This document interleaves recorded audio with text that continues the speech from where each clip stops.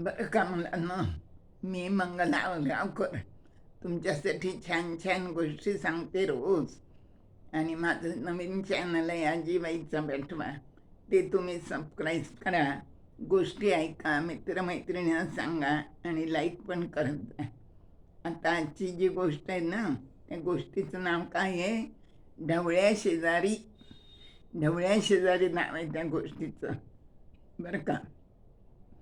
ही की नाही एका शास्त्रज्ञाच्या आयुष्यातली खरी घडलेली गोष्ट आहे. ही काल्पनिक गोष्ट नाही आहे, बरं का.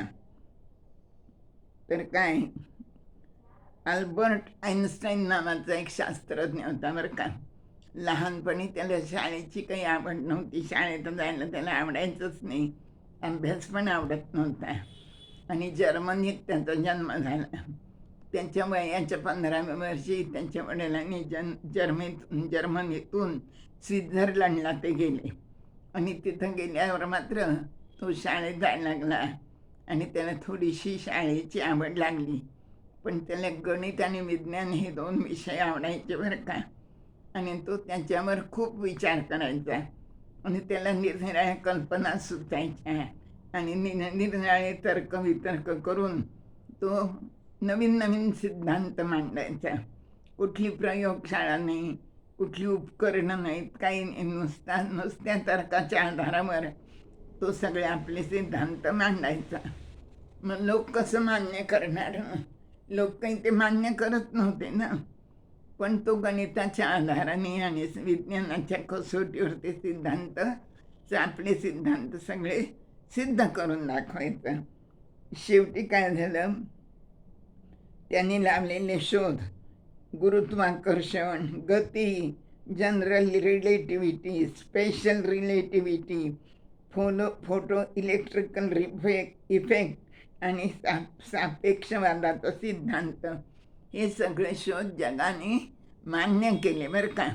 सुरुवातीला लोकांनी त्याचा खूप छळ केला, पण जेव्हा हे सगळे सिद्धांत त्याने पटवून दिले आणि ते प्रत्यक्ष अनुभवाला आले, तेव्हा त्याला मान्यता मिळाली. एक थोर शास्त्रज्ञ म्हणून त्याला खूप मान्यता मिळाली.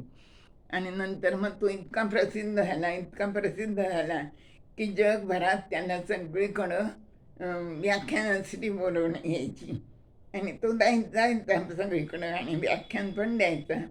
असं नेहमीच चाललेलं होतं, खूप वर्ष चाललं होतं. असं एके दिवशी असंच त्याला व्याख्यानाला एके ठिकाणी जायचं होतं.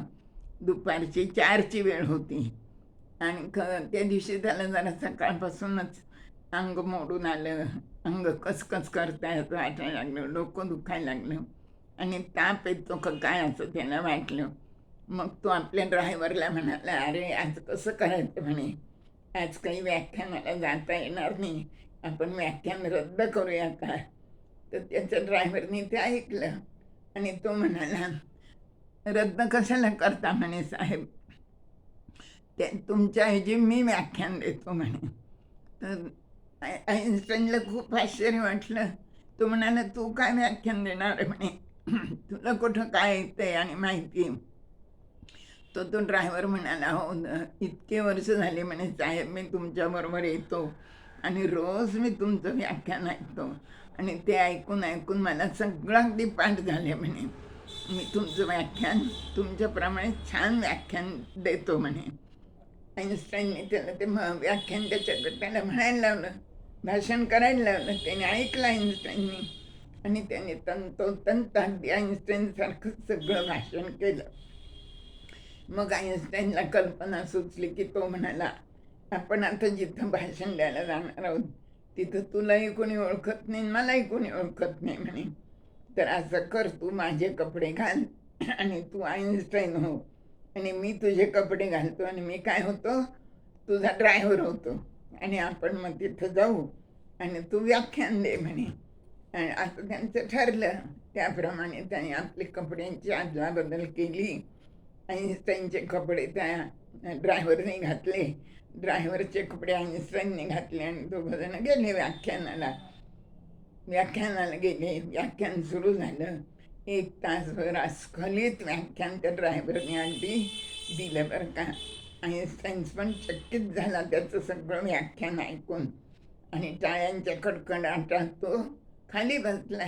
तेवढ्यात एकाने शंका विचारली बरं का. आणि आता त्या शंकेचं कुठं उत्तर येत होतं त्याला. तो खरा आइन्स्टाईन नव्हताच ना, पण तो फार हुशार आणि हजरजबाबी होता बरं का. त्याने काय उत्तर दिलं, हेच तिच्या म्हणे, त्यात काय एवढं, ह्या प्रश्नाचं उत्तर तर माझा ड्रायव्हरसुद्धा देईल म्हणे. असं म्हणून त्यांनी आपल्या ड्रायव्हरकडं बोट दाखवलं, म्हणजे खरं आईन्स्टाईनकडं. आणि आईन्स्टाईनने त्याचं उत्तर दिलं. अशा रीतीने त्यांनी म्हणजे ढवळ्या शेजारी पवळा बांधला आणि वाढणे पण गुण लागला. आईन्स्टाईनच्या संगतीत राहून त्या ड्रायव्हरला पण ते ज्ञान प्रत्यक्षही नाही झालं तरी पण त्याला निदान ते भाषण तरी करता आलं त्याच्यासारखं, असं त्याच्यामध्ये बदल झाला. म्हणून ढवळ्या शेजारी पवळ्या बांधला वाढणे पण गुण लागला, अशी ही म्हण त्याच्यावरून पडलेली आहे. तर अशी ही नवीनच गोष्ट आहे आणि एकदम वेगळी गोष्ट मी तुम्हाला सांगितली. तर मला माहिती आहे तुम्हाला माझ्या गोष्टी खूपच आवडतात आणि तुम्ही त्यांची वाटही पाहत असता. तर त्यामुळे आज ही गोष्ट मी तुम्हाला सांगितली. तर धन्यवाद.